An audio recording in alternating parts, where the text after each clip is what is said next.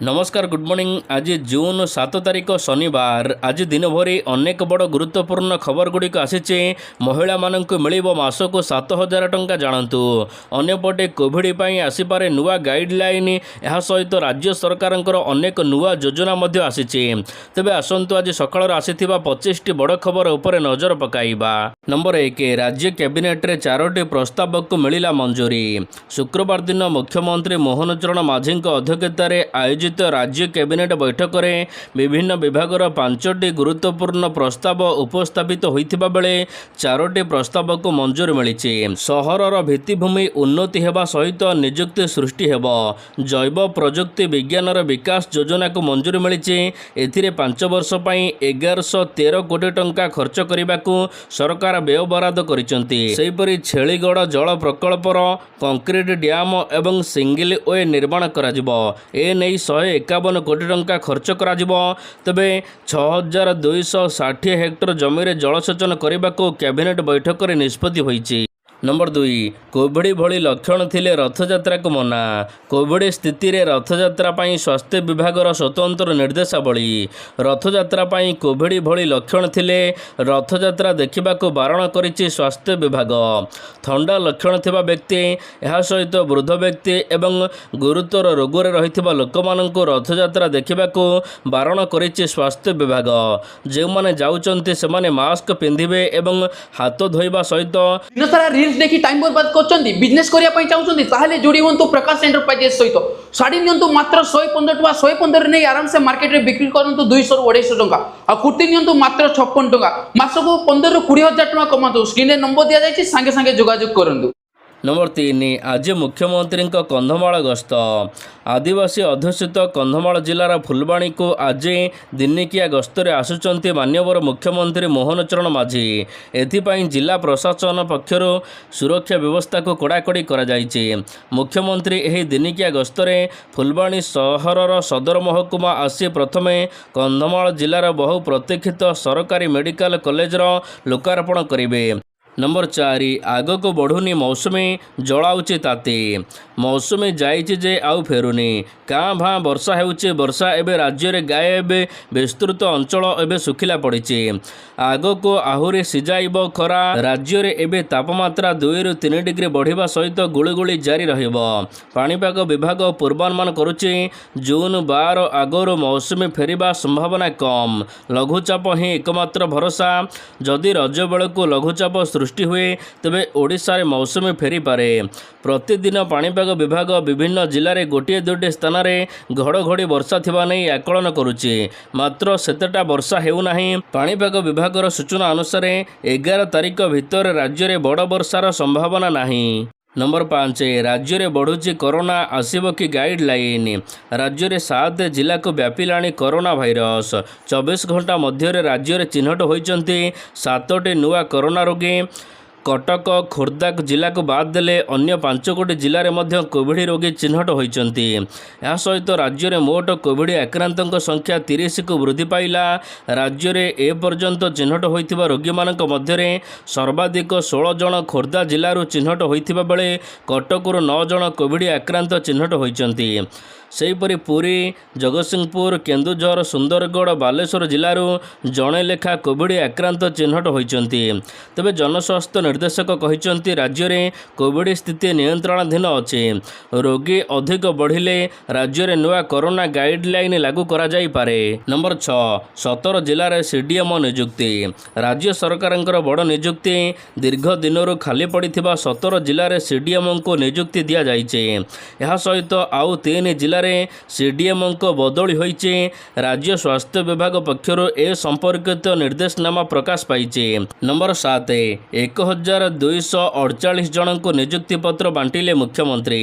गतकाली मुख्यमंत्री मोहन चरण माझी 1248 जन प्रार्थी को नियुक्ति पत्र बांटिचंती। ए नै रेल ऑडिटोरियम ठारे एक नियुक्ति मेला आयोजन करा जायथिला। मोट 7टी विभाग में 1248 जन को नियुक्ति पत्र ପତ୍ର ପ୍ରଦାନ କରାଯାଇଛି। ବିଦ୍ୟାଳୟ ଓ ଗଣଶିକ୍ଷା ବିଭାଗରେ 826 ଜଣଙ୍କୁ ନିଯୁକ୍ତି ପତ୍ର ବଣ୍ଟା ଯାଇଥିବା ବେଳେ ସ୍ୱାସ୍ଥ୍ୟ ଓ ପରିବାର କଲ୍ୟାଣ ବିଭାଗରେ 178 ଜଣ, ଏହା ସହିତ ଦକ୍ଷତା ବିକାଶ ଏବଂ ବୈଷୟିକ ଶିକ୍ଷା ବିଭାଗରେ 81 ଜଣ, ବାଣିଜ୍ୟ ଓ ପରିବହନ ବିଭାଗରେ 63 ଜଣଙ୍କୁ ନିଯୁକ୍ତିପତ୍ର ବଣ୍ଟା ଯାଇଛି। ସେହିପରି ପଞ୍ଚାୟତିରାଜ ପାନୀୟ ଜଳ ବିଭାଗରେ 49 ଜଣ, ଅବକାରୀ ବିଭାଗରେ 32 ଜଣ, ରାଜ୍ୟ ଶ୍ରମ କର୍ମଚାରୀ ବୀମା ବିଭାଗରେ 19 ଜଣଙ୍କୁ ନିଯୁକ୍ତିପତ୍ର ଦିଆଯାଇଛି। ନମ୍ବର 8 ଡେବ୍ରିଗଡ଼ରେ 788 ଗୟଳ। ଡେବ୍ରିଗଡ଼ ଅଭୟାରଣ୍ୟରେ ଗୟଳ ବା ଇଣ୍ଡିଆନ୍ ବାଇସନ୍ ଗଣନା ଶେଷ ହୋଇଛି। ମେ 11ରୁ 13 ତାରିଖ ମଧ୍ୟରେ 3 ଦିନ ଧରି ଡେବ୍ରିଗଡ଼ ଅଭୟାରଣ୍ୟରେ ଗୟଳ ଗଣନା କରାଯାଇଥିଲା। ତେବେ ଦିନ ସକାଳ 6ଟାରୁ ସନ୍ଧ୍ୟା 6ଟା ପର୍ଯ୍ୟନ୍ତ ଏହି ଗୟଳ ଗଣନା କରାଯାଇଥିଲା। ତେବେ ଏହି ଗଣନାରେ ମୋଟ 788ଟି ଗୟଳ ଥିବା ଗଣନାରୁ ଜଣାପଡ଼ିଛି। ସେମାନଙ୍କ ମଧ୍ୟରୁ 315 ଛୁଆ ଥିବା ମଧ୍ୟ ଜଣାପଡ଼ିଛି। ସାରା ଓଡ଼ିଶାରେ ଡେବ୍ରିଗଡ଼ରେ ହିଁ ଏକମାତ୍ର ଗୟଳ ଦେଖାଯାଉଥିବାରୁ ଏହାକୁ ପର୍ଯ୍ୟଟନମାନେ ଦେଖିବାକୁ ଆକୃଷ୍ଟ ହେଉଛନ୍ତି। ଗତ ବର୍ଷ ଏମାନଙ୍କର ସଂଖ୍ୟା 656 ଥିବାବେଳେ ଏଥର ଆଉ 129ଟି ବୃଦ୍ଧି ପାଇଛି। ନମ୍ବର 9 ଭୁବନେଶ୍ୱର ଲୋୟର ପିଏମ୍ଜିରେ ଶିକ୍ଷକଙ୍କ ରଣହୁଙ୍କାର। ରାଜରାସ୍ତାରେ ଶିକ୍ଷକଙ୍କ ଗର୍ଜନ। 2 ଦଫା ଦାବି ନେଇ ରାଜରାସ୍ତାକୁ ଓହ୍ଲାଇଲେ କନିଷ୍ଠ ଶିକ୍ଷକ। 2023-24ରେ ଚାକିରି ପାଇଥିବା ଶିକ୍ଷକଙ୍କୁ ସରକାର ରେଗୁଲାର କରୁନଥିବା ଅଭିଯୋଗ ହୋଇଛି। ଏହା ସହିତ ରେଗୁଲାର ଦାବି ନେଇ ହଜାର ହଜାର ବରିଷ୍ଠ ଶିକ୍ଷକଙ୍କର ରାଜରାସ୍ତାରେ ଆନ୍ଦୋଳନ। ଏହା ସହିତ ବାଲବାଟିକା ପାଇଁ ନୂଆ ପୋଷ୍ଟ ଦାବି କରିଛନ୍ତି ଶିକ୍ଷକ। ନମ୍ବର 10 ଜୁନ୍ 9 ତାରିଖରେ ମୁଖ୍ୟମନ୍ତ୍ରୀଙ୍କ ଅଭିଯୋଗ ଶୁଣାଣି। ଆସନ୍ତା ସପ୍ତାହ ଜୁନ୍ 9 ତାରିଖ ସୋମବାର ଦିନ ଅନୁଷ୍ଠିତ ହେବାକୁ ଯାଉଛି ଜିଲ୍ଲାସ୍ତରୀୟ ଯୁଗ୍ମ ଅଭିଯୋଗ ଶୁଣାଣି। ଏଥିପାଇଁ ଅନଲାଇନ୍ ପଞ୍ଜୀକରଣ 6 ତାରିଖ ଠାରୁ ଆରମ୍ଭ ହୋଇଛି। 6 ତାରିଖ ଦିନ 11ଟାରୁ ଆରମ୍ଭ ହୋଇସାରିଛି ଅନଲାଇନ୍ ପଞ୍ଜୀକରଣ। ନମ୍ବର 11 କୋଟିଆ ପାଇଁ ସ୍ୱତନ୍ତ୍ର ରୋଡ୍ ମ୍ୟାପ୍। କୋଟିଆ ପାଇଁ ତିଆରି ହେବ ସ୍ୱତନ୍ତ୍ର ରୋଡ୍ ମ୍ୟାପ୍। ବିକଶିତ କୋଟିଆ ପାଇଁ ମାଷ୍ଟର ପ୍ଲାନ୍ ପ୍ରସ୍ତୁତ କରିବାକୁ ବୈଠକ। କୋଟିଆ ପାଇଁ ଗଠନ ହୋଇଥିବା 16 ଜଣିଆ କମିଟିର ପ୍ରଥମ ବୈଠକ ଗତକାଲି ରାଜସ୍ୱ ମନ୍ତ୍ରୀ ସୁରେଶ ପୂଜାରୀଙ୍କ ଅଧ୍ୟକ୍ଷତାରେ ଅନୁଷ୍ଠିତ ହୋଇଛି। କୋଟିଆବାସୀଙ୍କ ନିକଟରେ ସବୁ ସୁବିଧା କେମିତି ପହଞ୍ଚିବ ଏହା ଉପରେ ଗୁରୁତ୍ୱ ଦିଆଯିବ। ଆର୍ଥିକ, ସାମାଜିକ ଓ ସାଂସ୍କୃତିକ ବିକାଶକୁ ନେଇ ଯୋଜନା ହାତକୁ ନିଆଯିବ। ଏପରିକି ସୁପ୍ରିମକୋର୍ଟରେ ହାରିଥିବା ମାମଲାକୁ ପୁଣି ଥରେ ବିଚାରକୁ ନିଆଯିବ। ନମ୍ବର 12 ଭୁବନେଶ୍ୱରରେ ଉଦ୍ଘାଟିତ ହେଲା ମାଗଣା ନ୍ୟୁରୋ ଚିକିତ୍ସା କେନ୍ଦ୍ର। ଗତକାଲି ଭୁବନେଶ୍ୱର ପୋଖରୀ ପୋର୍ଟ ସ୍ଥିତ ରାମକୃଷ୍ଣ ବିବେକାନନ୍ଦ ପ୍ରତିଷ୍ଠାନ ପରିସରରେ ଏକ ନିଃଶୁଳ୍କ ବା ମାଗଣା ନ୍ୟୁରୋ କେନ୍ଦ୍ର ଉଦ୍ଘାଟିତ ହୋଇଛି। ଉକ୍ତ କେନ୍ଦ୍ରକୁ ଉଦ୍ଘାଟନ କରିଛନ୍ତି ସ୍ନାୟୁ ବିଶେଷଜ୍ଞ ଡକ୍ଟର ସୂର୍ଯ୍ୟପ୍ରକାଶ ଚୌଧୁରୀ। ମାସର ପ୍ରଥମ ଏବଂ ଦ୍ୱିତୀୟ ଶୁକ୍ରବାର ଦିନ ଉକ୍ତ କେନ୍ଦ୍ରରେ ସକାଳ 9ଟାରୁ ଦିନ 11ଟା ପର୍ଯ୍ୟନ୍ତ ବିନା ଦେୟରେ ନ୍ୟୁରୋ ସେବା ଯୋଗାଇ ଦିଆଯିବ ବୋଲି କୁହାଯାଇଛି। ନମ୍ବର 13 ରଥଯାତ୍ରା ପୂର୍ବରୁ ଦୁର୍ଦାନ୍ତ ଅପରାଧୀଙ୍କୁ ଗିରଫ କଲା ପୋଲିସ। ରଥଯାତ୍ରା ପୂର୍ବରୁ ପୁରୀ ପୋଲିସ ଅପରାଧ ନିୟନ୍ତ୍ରଣ ଅଭିଯାନ ଆରମ୍ଭ କରିଛି। ପୋଲିସ ସ୍କାନରରେ ବଡ଼ ବଡ଼ ଅପରାଧୀ 6 ଜଣ ଦୁର୍ଦାନ୍ତ ଅପରାଧୀଙ୍କୁ ଗତକାଲି ଗିରଫ କରାଯାଇଥିବା ବେଳେ ସେମାନଙ୍କଠାରୁ 6ଟି ବନ୍ଧୁକ, ଏହା ସହିତ 20ରୁ ଅଧିକ ଜୀବନ୍ତ ଗୁଳି ଜବତ କରିଛି ପୁରୀ ପୋଲିସ। ଆଗକୁ ରଥଯାତ୍ରା ଥିବାରୁ ସୁରକ୍ଷା ଏବଂ ଅପରାଧ ନିୟନ୍ତ୍ରଣ ପାଇଁ ପୁରୀ ପୋଲିସ ଏଥିପାଇଁ ସ୍ୱତନ୍ତ୍ର ଟ୍ରେଜେରୀ ଆପଣାଇଛି। ତେବେ ଡିଜିପିଙ୍କ ନିର୍ଦ୍ଦେଶକ୍ରମେ ପୁରୀ ଏସ୍ପିଙ୍କ ନେତୃତ୍ୱରେ ଆରମ୍ଭ କରାଯାଇଛି ଅପରାଧ ନିୟନ୍ତ୍ରଣ ଅଭିଯାନ। ବଛା ବଛା ପୋଲିସ ଅଧିକାରୀଙ୍କୁ ନେଇ ଏହି ଗଠନ ସ୍ୱତନ୍ତ୍ର ଟିମ୍ରେ ଏବେ ପୋଲିସ ଚାରିଆଡ଼େ ଚଢ଼ାଉ ଜାରି ରଖିଛି। ତେବେ ଟାର୍ଗେଟରେ ଅଛନ୍ତି ପ୍ରାୟ 50 ଜଣ ଅପରାଧୀ। ନମ୍ବର 14 ରିଲିଜ୍ ହେବ ଶ୍ରୀ ଜଗନ୍ନାଥଙ୍କ ନବକଳେବର।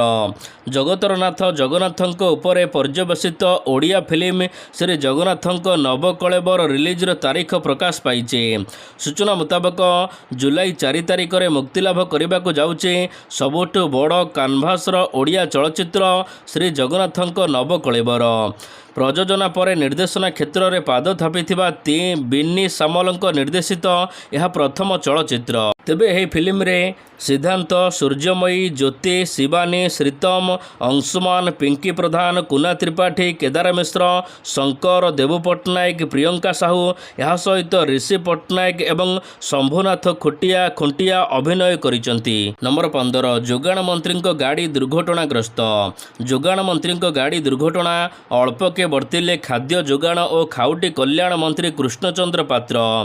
ବାଙ୍କୀ ମୁଖ୍ୟ ରାସ୍ତା ବାରଙ୍ଗ ଥାନା ଷଣ୍ଢପୁର ଛକରେ ହାଇୱା ସହିତ ମୁହାଁମୁହିଁ ଧକ୍କା ହୋଇଛି ମନ୍ତ୍ରୀଙ୍କ ଗାଡ଼ି।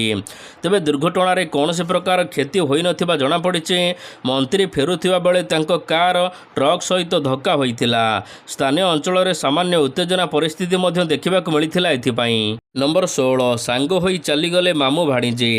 ଏମିତି ବି ଆସେ ମୃତ୍ୟୁ, ଏକା ସାଙ୍ଗରେ ଚାଲିଗଲେ ମାମୁଁ ଭାଣିଜୀ। ଦୁର୍ଘଟଣାରେ ମାମୁଁ ଏବଂ ଦୁଇ ଭାଣିଜୀଙ୍କର ମୃତ୍ୟୁ ଘଟିଛି। ବ୍ରହ୍ମପୁର ଦିଗପହଣ୍ଡି ମୁଖ୍ୟ ରାସ୍ତାର NSC ମୁଖ୍ୟ ଗେଟ୍ ନିକଟରେ ଏଭଳି ଦୁର୍ଘଟଣା ଘଟିଛି। ବୁଲେଟ୍ରେ ମାମୁଁଙ୍କ ସହିତ ଦୁଇ ଭାଣିଜୀ ଯିବାବେଳେ ସେମାନଙ୍କୁ ଧକ୍କା ଦେଇଥିଲା ପେଟ୍ରୋଲ ବୋଝେଇ ଟ୍ୟାଙ୍କର। ଫଳରେ ମାମୁଁ ଏବଂ ଦୁଇ ଭାଣିଜୀଙ୍କର ମୃତ୍ୟୁ ଘଟିଛି। ମୃତ ମାମୁଁ ହେଉଛନ୍ତି ଜି ତ୍ରିନାଥ ରେଡ୍ଡି ଏବଂ ଦୁଇ ଭାଣିଜୀ ହେଲେ ବର୍ଷା ରେଡ୍ଡି ଏବଂ ରୁଦ୍ରି ରେଡ୍ଡି। ନମ୍ବର 17 ମହିଳାମାନଙ୍କ ଆକାଉଣ୍ଟକୁ ପ୍ରତି ମାସରେ ଆସିବ 7,000 ଟଙ୍କା। ଭାରତୀୟ ଜୀବନ ବୀମା ନିଗମ LIC ମହିଳାମାନଙ୍କୁ ଆର୍ଥିକ ସ୍ୱାବଲମ୍ବୀ କରିବାକୁ ଏକ ନୂତନ ଯୋଜନା ବୀମା ସଖୀ ଯୋଜନା ଆରମ୍ଭ କରିଛି। ଏହି ଯୋଜନା ଅନୁସାରେ ମହିଳାମାନେ ପ୍ରତି ମାସରେ ଅତି କମ୍ରେ 7,000 ଟଙ୍କା ପର୍ଯ୍ୟନ୍ତ ରୋଜଗାର କରିପାରିବେ।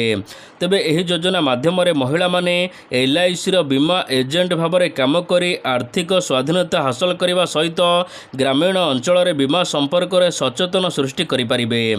ଏଥିପାଇଁ ଦରମା ମଧ୍ୟ ପାଇବେ। ଏହି ଯୋଜନାରେ ଅଂଶଗ୍ରହଣ କରିବାକୁ ହେଲେ ମହିଳାମାନଙ୍କୁ 18ରୁ 70 ବର୍ଷ ମଧ୍ୟରେ ହୋଇଥିବା ମହିଳା ଆବଶ୍ୟକ। ଅତି କମ୍ରେ 10ମ ପାସ୍ କରିଥିବା ଆବଶ୍ୟକ ଏବଂ ଗ୍ରାମାଞ୍ଚଳର ମହିଳାମାନେ ଏହି କାମ କରିପାରିବେ।